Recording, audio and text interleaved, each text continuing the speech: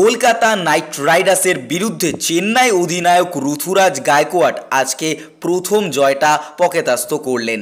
আমরা দেখলাম চেন্নাই কিভাবে অনায়াস ভঙ্গিতে তাদের জয়টা তুলে নিল এবং অবশ্যই ঘরের মাঠে চেন্নাইয়ের কাছে আজকে কিন্তু এই জয়টা অনেকটা বেশি অক্সিজেন যোগাবে ক্যাপ্টেন ঋতুরাজ গায়কোয়াড়কে, কারণ প্রথম ম্যাচ কলকাতা নাইট রাইডার্স এই মরশুমের আইপিএলে হারলো। আমরা দেখলাম ঋতুরাজ গায়কোয়াড় কিন্তু টস জিতে প্রথমে বল করার সিদ্ধান্ত নেন এবং সেই সিদ্ধান্ত যে সর্বতোভাবে সফল হয়েছে সেটাও আমরা নিঃসন্দেহে দেখতে পেলাম। আজকে কলকাতা নাইট রাইডার্সের বোলিং লাইন আপ কিন্তু সেভাবে পারফরমেন্স করতে পারেনি যেরকমভাবে চেন্নাই তাদের বোলিংকে ইউজ করেছে।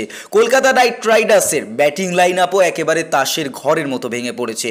সল্ট আজকে প্রথম বলেই আউট হয়েছেন। সুনীল নারায়ণ 20 বলে 27 রান করে প্যাভিলিয়নে ফিরেছেন।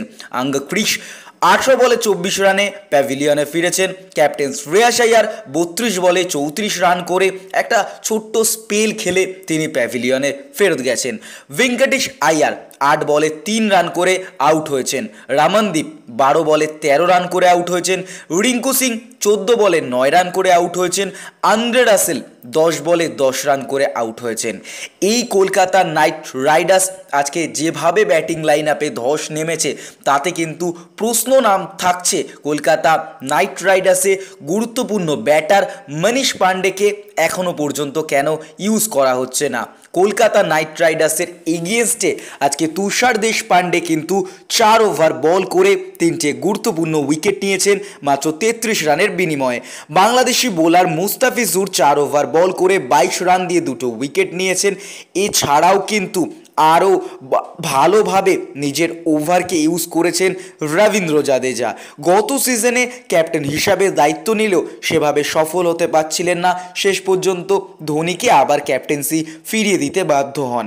সেই রবীন্দ্র জাদেজা ক্যাপ্টেন্সির দায় মুক্ত হয়ে অনেকটা চাপমুক্ত পারফরমেন্স করেছেন এবং সেখান থেকে 4 ওভারে 800 রান দিয়ে 3টে উইকেট নিয়েছেন। চেন্নাই সুপার কিংস আজকে যে 7 উইকেটে জয়টা তুলে নিয়েছে তাতে কিন্তু গুরুত্বপূর্ণ ভূমিকা পালন করেছে চেন্নাইয়ের বোলাররা, যেভাবে তারা রান চেপে দিয়েছে। অন্যদিকে দাঁড়িয়ে দেখতে গেলে রচিন রবীন্দ্র 8 বলে 15 রানের দুর্দান্ত একটা স্পেল খেলেছেন।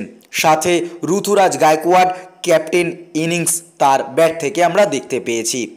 58 বলে 67 রান করে নট আউট ছিলেন, দলকে জিতিয়েই কিন্তু মাঠ ছেড়েছেন। অন্যদিকে ড্যারি মিচেল 19 বলে 25 রান করেছেন। সুনীল নারায়ণ উইকেট তুলে নিয়েছেন। 18 বলে 28 রান করে শিবম দুবে উইকেট হারান, কিন্তু উইকেট নেন ভৈরব আরোরা। ধোনি আজকে 3 বলে 1 রান করে নট আউট ছিলেন।